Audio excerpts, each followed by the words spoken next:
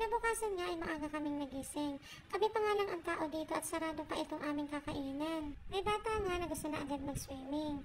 Eto at hiniyayaya na ako na maligo na daw kami. Sabi ko nga hindi kami maliligo ngayon sa swimming pool dahil mag-island hopping kami after namin kumain mamaya.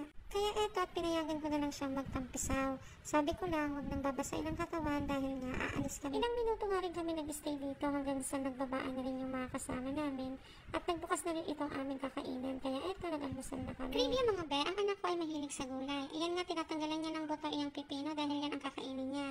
Favorite niya rin yung kamatis, lalo na ang broccoli. Mahal nga lang ang broccoli kaya hindi ko siya laging napapakain. Nga namin kumain at sumakay na kami dito sa aming service. Si kuya nga ang maghahatid sa amin doon sa sakayan ng bangka kung saan kami mag-island hopping. Napakaswerte nga namin mga be dahil eto tingnan nyo, kumakaway sa amin si Haring Araw. Dahil pagdating namin kahapon ay sinabihan kami ng isang staff na ilang araw na daw na suspendido ang island hopping dahil sa sama ng panahon at nagwari kami na baka hindi rin namin magawa ang makapag-island hopping dahil masasayang ang binayad at sayang din ang pagpunta namin dito once na hindi kami matuloy. Dahil ito nga ang dahilan bakit kami pumunta dito sa El Nido, ang makita ang ganda ng kanyang kalikasan. Pero dahil nga napakabait ng Panginoon, eto at papunta na nga kami doon. Kalipas nga ng ilang minutong paglalakbay at paghihintay, eto at nakasakay na kami sa bangka. 16 nga kaming magkakasama dito sa isang bangka at siya lang ang nag-iisang bata sa grupo namin. O diba, adventurous ang anak ko. Ang una nga naming destinasyon ay ang Big Lagoon, pero hindi kami nakapasok doon dahil magkakayak, hindi kami marunong nun. Today, the VIP also, the wearable, and affordable, flexible, the chef cook for today, si Kuya Ding Dong and Piolo. Good morning! Tunay ba nilang pangalan yan? Opo ma'am, nickname nila. Of course, the name of the boat is Bicol Express. And of course, the name of company is Chris Dana Travel and Tour. And today ma'am sir, we're going to do Tour E, right? So Tour E is a 5 destination, except the Small Lagoon. Because Small Lagoon right now is a part of Tour D, okay? So we're going first stop ma'am sir, maybe opposite the tour today. So we're going first stop, Big Lagoon. So Big Lagoon from here, good traveling maybe 35 minutes away from here, okay? And the second stop, maybe we're going to snorkeling. And the third stop, maybe we're going for the most highlights today. We're going for lunch area for the third stop. And they have a secret lagoon. And the last one, they have a 7 Commando Beach, okay? So your basic for today, ma'am sir, is 5 destinations. So ma'am sir, maybe it's not limited to time. So maybe long stay in lunch area. And then the last stop, okay? And of course, ma'am sir, as a tour guide today, so let's follow the tour guide and listen to the tour guide, okay? You know why? Because everyone is my responsible, right? Of course, always safety, it's our priority, okay? Of course, ma'am sir, problem or question, don't be shy asking the tour guide, okay? Except the financial problem. Because Christmas is coming, right? I'm sorry, so maybe later continue my information. So once again, thank you for listening. Enjoy your fun today. And God bless you all and hasta la vista, baby. Hanga nga ako dito kay kuya dahil ang galing mag-English. Ako nga kuya, hindi ko kaya yan. Video na nga lang ako sa anak ko. Baka matanong pa ako ni kuya ng English, hindi ko siya masagot. Dito nga sa punto ito ay gustong tawagan niya siya ang kanyang ama dahil gusto niya daw ipakita kung ano yung nakikita niya ay gusto niya nakikita rin ang papa niya. Punta na nga sila Ate Ana at Kuya Zaldi sa loob ng Big Lagoon. Sila nga lang ang pupunta doon at hindi kami marunong magkaya. 45 minutes nga lang ang itatagal nila sa loob ng Big Lagoon. After nun ay pupunta naman kami sa aming next destination. Habang naghihintay kami sa kanila dito sa bangka ay mauubos na ang baon naming candy. Dahil nga nakakahilo pa lang maghintay sa bangka na hindi umaandar. Gusto ko na ngang masuka pero nahihiya ako sa iba naming kasama. Baka isipin para akong bata. Pero nung hindi na nga kami nagkakahiyaan sa isa't isa, sinabi din nila na sila din pala ay nasusuka. Hindi pala ako nag-iisa mga be. Umuulan nga mga be, pero okay lang. At least, hindi kami masusunog sa sikat ng araw. Pagkatapos nga ng 45 minutes, eto at bumalik na sila. Sabi nga ni Ate Ana ay sinundo na sila. Sinundo na kami! Yan nga sinundo na sila, ibig sabihin nun ay time's up na. Kaya ngayon, naghihintay na lang kami para pumunta sa aming next destination. Ngayon nga ay papunta naman kami sa Zimizu Island. Sabi ni Kuya Tour Guide, 15 minutes away from the Big Lagoon itong Zimizu Island. Walang bayad? Tinatanong nga niya siya kung wala daw bang bayad pag bababa kami sa beach kasi gustong-gusto niya na talagang makapag-swimming. Dito na nga kami sa Shimizu Island. Dito nga ay magre-ready na sila ng aming kakainin at habang hinihintay namin sila, eto at magsiswimming na kami. Napakalinaw nga ng tubig dito sa Palawan. Eto nga at tinuturo niya siya ang mga maliliit na isdang nakikita niya. Hindi ko nga makuhanan ng maayos dahil tinatangay kami ng alon.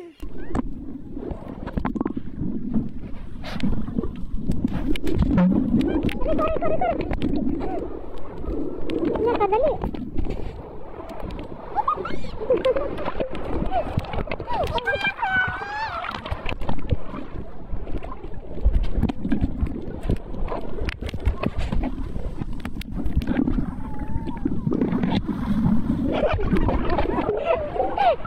Natatangay na eh.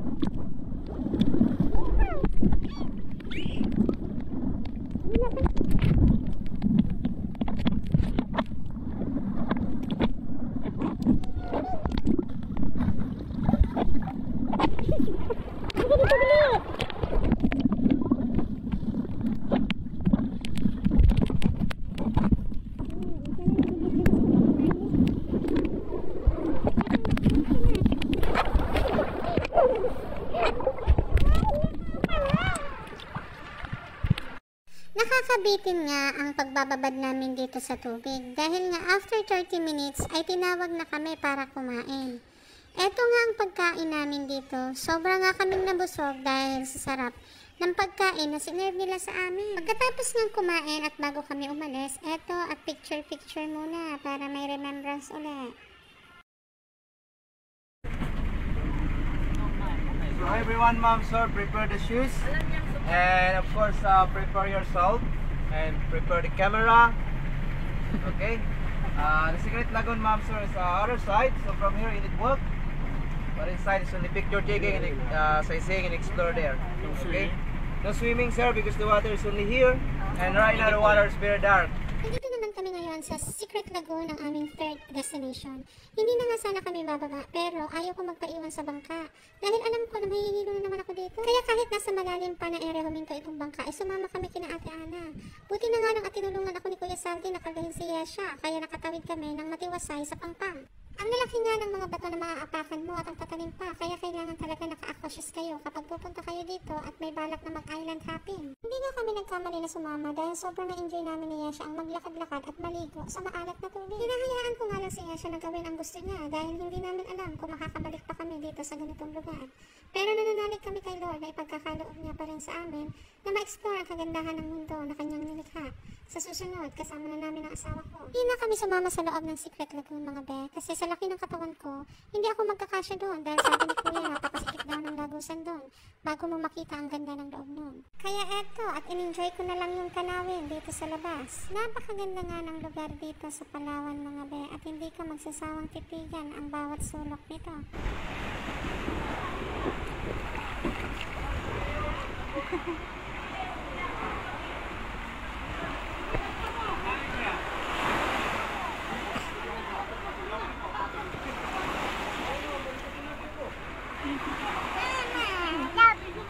Thank you, anak. Love na love ka rin namin ang papa mo. Sobra kaming nag-enjoy mag-ina. Hindi nga namin namalayan ang oras.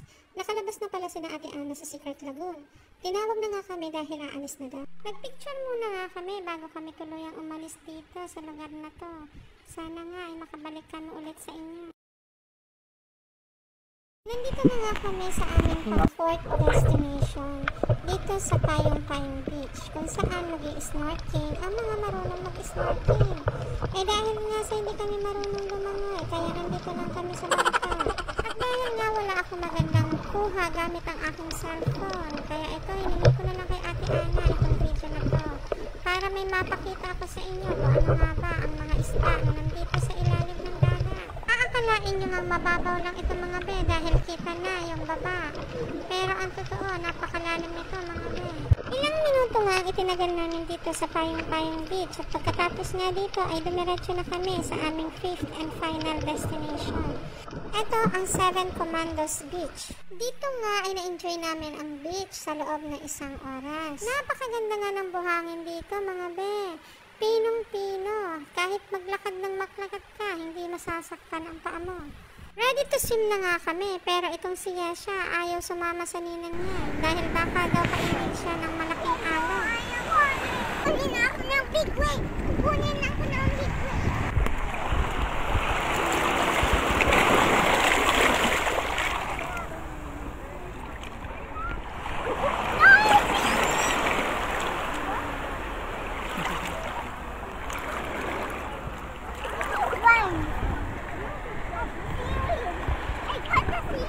Natatakot nga siya sa alon, kaya yan, ayaw niyang pumunta dito sa akin. Eto, at gusto niya na lang maglaro mag-isa ulit. Hayaan ko na nga lang siyang mag-enjoy mag-isa. Hanggang sa tinawag na nga kami at uuwi na daw dahil sumasama na ang panahon. Hanggang nalungkot siya nung sinabing uuwi na kami. Natapos nga ng masaya itong aming island hopping adventure. Eto nga at pauwi na kami. Eto rin ang mga kasama namin dito. Sama-sama kaming nag-enjoy. Nagpapasalamat nga kami sa aming sponsor si Ate Ana at Kuya Salvi. Salamat po sa inyo. Nang dahil po sa inyo ay naranasan namin mag-island hopping ng anak ko. Pagdating nga namin sa Pangpang, eto at naghanap agad kami ng makakain. Bago nga daw kami bumalik sa hotel ay mag-dinner muna kami. Kaya eto, kakain muna kami mga be. Sa lahat nga ng kinainan naming restaurant, eto lang ang na-approve na pagkain ni Tita. Dito lang talaga siya nasarapan sa pagkain na to. Pagkatapos nga namin kumain ay bumalik na rin kami sa hotel. Doon ay nag-swimming pa kami pagdating namin. Hindi ko na nga nakuhanan ng video mga be ang pag-swimming namin ng pagdating namin sa hotel. Dahil ang cellphone ko madilim din kapag gabi. Huling araw na nga namin dito sa El Nido kaya eto, sinulit na ni Yesha ang pagsiswimming. Dahil mamaya pa kaming tanghali aalis, umaga pa lang nagaya na agad siya mag-swimming. Dahil dumating ang aking buwanang bisita, eto at hindi ko na siya nasamahang mag-swimming, kaya si Lolo Romeo na lang ang kanyang kabanding. Ang kagandahan nga lang dito ay parang sarili mo ang swimming pool dahil kayo lang din ang laging naliligo. Araw-araw din nilang nililinis itong swimming pool, kaya malinis din talaga lagi ang tubig. Isa pa sa kagandahan ng swimming pool nila ay hindi madulas, kaya kahit tumakbo-takbo ka ay safe ka pa rin. Bonus pa yung maligamgam ang tubig kahit malamig ang panahon. Sila nga lang ang naliligo dito dahil si Tita Emma at si Tita ay hindi na naligo dahil nagre-ready na sila para sa pag-alis namin mamayang tanghali. Si Ate Ana at si Kuya Salvi nga ay galing yan sa pag-hiking. Eto at dumating na sila. Sa puntong ito ay tinuturuan nila si Yesha paano mag-swimming. Minomotivate nga nila si Yesha dyan na matuto mag-swimming. Sa una nga ay sumusunod sa kanila itong batang ito, pero ewan ko ba bakit laging umaayaw. Sa loob-loob ko nga ay pinagdarasal ko na sana ay sumunod si Yesha sa tinuturo sa kanya. Dahil sayang ang libreng turo ni Ate Ana at ni Kuya Salvi. Pero ang ending, ayan, at humiwalay din. Hindi nga nila napilit na turuan ko si Yesha dahil ayun, bumuon na naman siya ng sarili niyang mundo. Pagtatanghali na nga ay umahon din sila dyan sa swimming pool dahil oras na para kami ay umalis. Pagkalipas nga ng ilang sandali, eto at papunta na kami sa Puerto Princesa Airport. 4 na oras na naman nga ang aming babiyahihin bago kami nakarating dito sa airport. Ilang minuto nga lang ang hinintay namin bago makasakay sa eroplano at makalipad ito papuntang Naiya.